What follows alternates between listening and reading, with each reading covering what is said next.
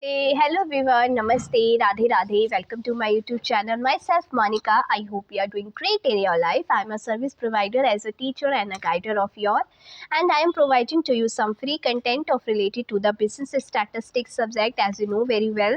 And I hope it will help you a lot in your studies and as well as in your education field. So let's get started. As you know, we are doing some practical questions of chapter number 4. So let's move on the next question, question number 23. So represent the following information by means of suitable diagram. So यहाँ पे कुछ information given है family A, family B, form A, form B and form C की cost of pan की. ठीक है, तो हमें इस इंफॉर्मेशन को पहले कैलकुलेट करना है परसेंटेज फॉर्म में. ठीक है, उसके बाद इसको हमें डायग्राम के थ्रू रिप्रेजेंट करना है. सो देखो यहाँ पे कॉस्ट ऑफ पेन्स गिवन है, जैसे raw material, labour, miscellaneous expenses and total cost given है, एंड प्रोसीड पर पेन गिवन है, एंड प्रॉफिट और लॉस गिवन है. तो फर्स्टली हम क्या करेंगे, परसेंटेज बेसिस पे हर एक आइटम को कैलकुलेट करेंगे, बिकॉज कॉस्ट पर यूनिट और सेलिंग प्राइस पर यूनिट हमें कैलकुलेट करना होगा. ठीक है, सो यहाँ पे हम पहले क्या कैलकुलेट करेंगे, परसेंटेज फॉर्म कैलकुलेट करेंगे इनकी.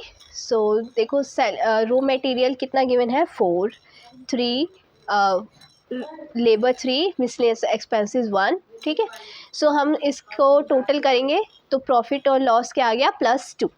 सो अब रो मटेरियल का अगर हम परसेंटेज कैलकुलेट करते हैं तो कैसे होगा, देखो 4. ठीक है, रो मटेरियल आ जाएगा 4 अपॉन में प्रोसीड पर 10, यानी कि सेलिंग प्राइस पर पेन जो है वो है 10. ठीक है, सो 4 अपॉन में 10 मल्टीप्लाई में 100. ठीक है, तो अगर आप 4 अपॉन में 100 मल्टीप्लाई 4 अपॉन में 10 मल्टीप्लाई में 100 अगर आप कैलकुलेट करते हैं इस तरीके से, सो देखो क्या आएगा आपका 40%. ठीक है, इसी तरीके से 3 लेबर गिवन है, सो 3 अपॉन में 10 इंटू में 100 अगर करते हो तो 30% आएगा. मिसलेनियस एक्सपेंसेस 1 गिवन है, 1 अपॉन में 10 इंटू में 10, सो क्या 100, तो क्या आएगा 10. ठीक है, 8 अपॉन में 10 मल्टीप्लाई में 100, 80%.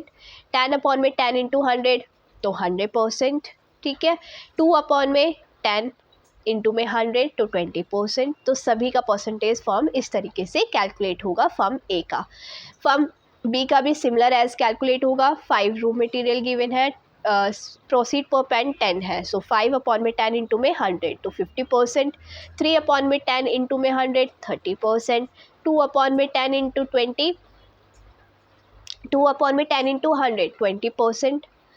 ठीक है, तो टोटल कॉस्ट 100 और प्रोसीड पर पेन 100. इसी तरीके से फॉर्म सी का भी कैलकुलेट करोगे आप परसेंटेज फॉर्म, तो 40 40 30 110 टोटल कॉस्ट आएगी, एंड प्रोसीड पर पेन 100 आएगा, एंड -10% आएगा. ठीक है, अब इसको किस तरीके से हमें डायग्राम के थ्रू रिप्रेजेंट करना है. So here is the diagram of this question. I hope is it visible in proper way. Yes, सो यहाँ पे हमने क्या लिए थे, सिम्बल्स ले लिए थे, रो मटेरियल का, लेबर का, मिसलेनियस एक्सपेंसेस का, एंड प्रॉफिट और लॉस का अलग अलग. ठीक है, so Y axis and X axis. So Y axis पे 0 to 120 तक का लिया है मैंने स्केल, एंड एक्स एक्सिस पे form A, form B and form सी.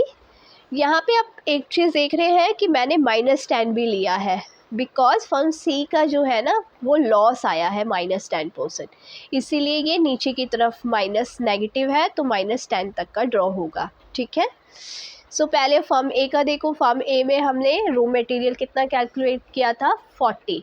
तो रो मटेरियल आपका प्रॉफिट और लॉस. ठीक है, हाँ, प्रॉफिट और लॉस 20% आया था, तो 20% तक का प्रॉफिट का ड्रॉ होगा. उसके बाद 10% मिसलेनियस एक्सपेंसेस आए थे.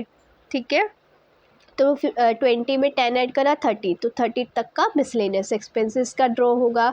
उसके बाद लेबर जो कैलकुलेट हुआ था वो 30 हुआ था, तो 30 में 30 ऐड करें 60, तो 60 तक का लेबर का ड्रॉ होगा. ठीक है, उसके बाद 40 आया था रॉ मटेरियल, तो 60 में 40 ऐड करें तो 100 तक का बचा हुआ पार्ट जो है वो रॉ मटेरियल का ड्रॉ होगा। तो इस तरीके से फर्म ए का ड्रॉ होगा, ठीक है। अब सेकंड फर्म बी की किस तरीके से ड्रॉ होगी बार, मिसलेनियस एक्सपेंसेस कितना कैलकुलेट हुआ था उनका 20, सो 20 तक का ड्रॉ होगा मिसलेनियस एक्सपेंसेस। उसके बाद लेबर था 30, तो 20 में 30 ऐड करें 50 तक का लेबर का ड्रॉ होगा। उसके बाद 50 जो आया था वो रॉ मटेरियल आया था, तो 50 में 50 ऐड करें 100, तो 100 तक का रॉ मटेरियल का ड्रॉ होगा, ठीक है। ये बचा हुआ पार्ट 50 तक। इस अब देखो फर्म सी का -10 लॉस आया था, ठीक है, 10%, तो हम नीचे की तरफ -10 ड्रॉ करेंगे लॉस, ठीक है। उसके बाद आपका 30 जो कैलकुलेट हुआ था वो मिसलेनियस एक्सपेंस, तो 30 तक का मिसलेनियस एक्सपेंसेस का ड्रॉ करेंगे, ठीक है। उसके बाद लेबर कैलकुलेट हुआ था 40, तो 30 में 40 ऐड करें 70, तो 70 तक का क्या ड्रॉ होगा लेबर का।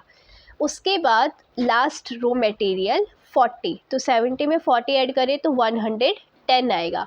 बट यहाँ पर एक चीज़ देखो, यहाँ पे क्या हुआ था फर्म सी में -10 जो था वो लॉस आया था, तो हमने नीचे -10 लॉस का ड्रॉ कर दिया ऑलरेडी, इसीलिए 110 में से अगर हम 10 को माइनस करेंगे तो क्या आएगा 100, तो ये वाला जो है वो 100 तक का ड्रॉ होगा, ठीक है।